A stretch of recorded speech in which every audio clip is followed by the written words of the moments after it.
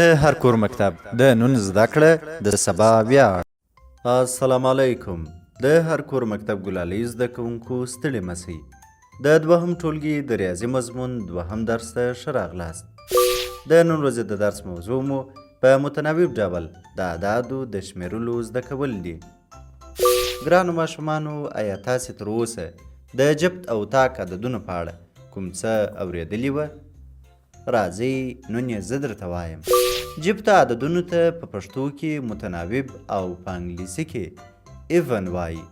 تاکو عددونو ته په پښتو کې غیر متناوب او په انګلیسي کې ورته اوډ وایي. پوښتنه: تاک او جبت عددونه څنګه پیژندلی شو؟ راځئ چې تاک او جبت عددونه وپیژنو.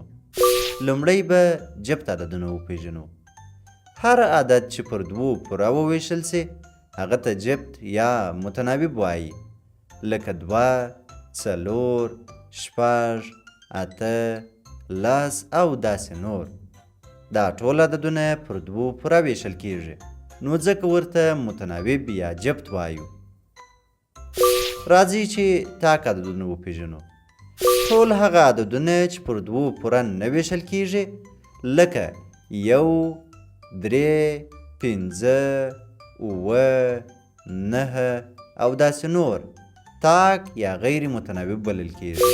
راځئ چې تر 10 پورې په لیکل شویو عددونو کې متناوب او غیر متناوب یا جبت او تاک عددونه پیدا کړو. زه به ژر تر 10 پورې عددونه د تختې پر مخ درته ولیکم. 0، 1، 2، 3، 4، دا هم 5، 6، 7، 8، 9 او 10. 0 نه جبت دی او نه هم تاک، بلکې 0 د اعدادو د پیل ټکی دی. 1، 3، 5، 7 او 9 عددونو ته تاک عددونه یا غیر متناوب عددونه ویلی سو، ځکه چې دوی پر دوو پوره نه ویشل کیږي.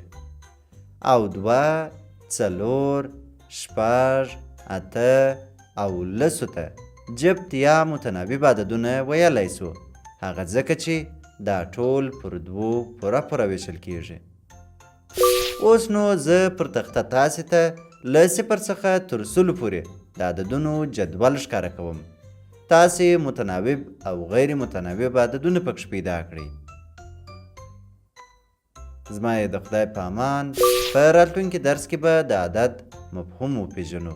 په مخه مو ښه.